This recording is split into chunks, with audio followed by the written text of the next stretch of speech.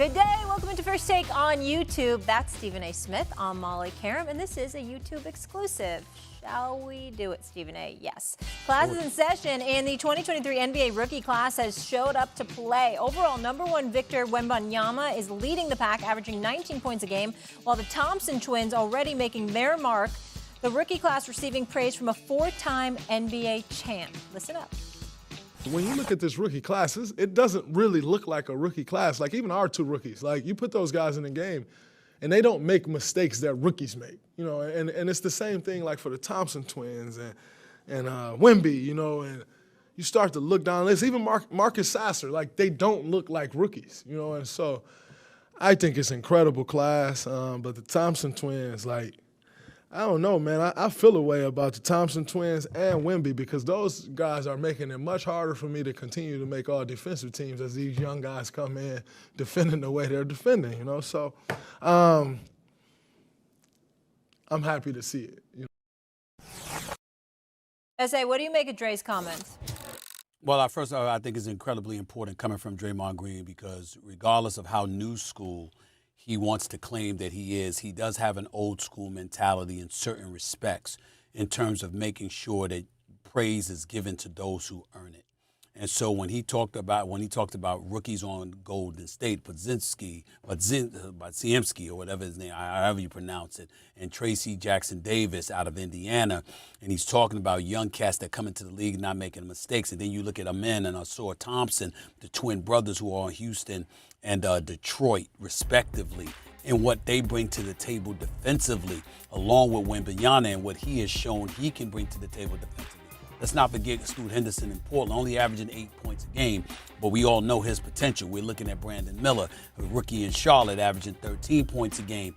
We just see certain things, and it's one thing for guys to have athletic ability, but it's another thing for them to show not just the ability to play, but the willingness to give effort on the defensive side of the floor. And I think that's what has Draymond Green so enamored with what he's seeing. They don't make a lot of mistakes. They have high basketball IQs, but more importantly, they're showing a willingness to learn, and they don't cheat you with effort on things that don't necessarily make the highlight reel. They go out there and they make contributions towards winning basketball games, like playing defense and putting forth that level of effort and spelling for the older veterans like him who've been in the league for so many years and don't need to be on the court for an inordinate amount of time, giving such strenuous effort. You need the young thoroughbreds to go out there with fresher legs and do that for you so you can have the energy when it really, really counts because you didn't have to expend that energy earlier on in the season.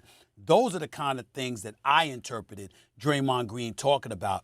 And as a guy who is an elite defender and is going to go into the Hall of Fame one day, not just because of his championships, but primarily his defensive prowess, I take what he says about these young bloods very, very seriously, and I think he's right on point with them. Real quick, when's the last time you were this excited about a rookie class?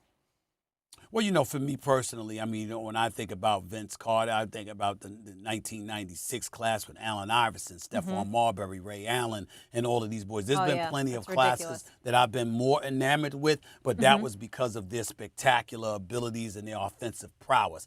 This is different. The class is up there. It needs to be respected. We get it.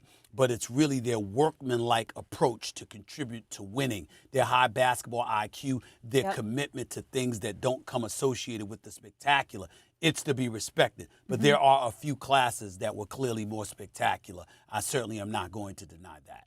Yeah. All right. One of the guys leading the pack right now, of course, is Victor Wembanyama. Tonight, he makes his return to the Big Apple since draft night as the Spurs take on the Knicks. Both teams 3-4 heading into tonight. Spurs coming off a crushing 152-111 loss to the Pacers, while the Knicks look to make it 2 straight wins. So, Stephen A., tell me this. How can your Knicks get the win tonight versus Wemby and the Spurs? Well, first of all, I think they're going to have to be physical. I mean, from a skill perspective, you're not going to match Wembanyama. He's 7'4". He's got a handle. He's got a J. He can get his shot anywhere.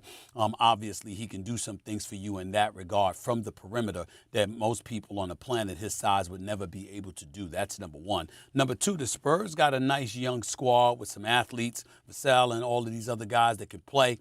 And they're exceptionally well coached by one of the all-time greats in Greg Popovich. We get that part.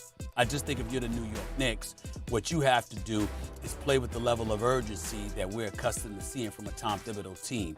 You can't have Julius Randle out there just jacking up a bunch of jump shots. There was a couple of games this year when he heeded my message to start off the season, and he was taking it to the hole strong, being a powerful, physical dude and bulldog that we knew him to be when he first came into the league. But then on far too many occasions, he reverts back to age-old habits where he's dribbling the ball a little bit too much and shooting contested perimeter shots that have no shot in going else anywhere, which is why he struggles with his perimeter shooting and struggles with his field goal percentage shooting. Having said all of that, Brunson can play. Obviously, R.J. Barrett is trying to work on his game. Josh Hart and other guys. Mitchell Robinson giving you what he can defensively and what have you. I think if you're the New York Knicks, just get physical. Get physical and show him that the NBA is a different level. It's the Mecca, and just get with him. Just put a hat on it, put a body on it. Physical. Remember that Don't song? sing. We all know you can't. Stephen A., you know I love me some TB12, right? Look at this. Yes, I do. Greatness, togetherness. I want you to see this photo right now. Tom Brady and Wemby together. I mean, come on. Not bad. Right? Well, I'm looking at that photo. Tom Brady is clearly taller than me because I came up to Wemby's stomach. What is Brady? You think Brady's like 6'4"? I think Brady's about 6'4", 6'5". I'm 6'1". Yeah, I was going to say 6'4", 6'5". Yeah, I'm like 5'9". Oh, with shoes on. That was a joke, Stephen A. I was waiting for you to say with shoes on. It definitely was a joke because you're shorter than 5'9". Oh, my gosh. Let's let the audience know. It was a joke. All right, we'll leave it there. Thanks for watching, guys. Be sure to watch First Take Monday through Friday, 10 a.m. on ESPN. Be sure to check out more exclusive First Take debates on YouTube.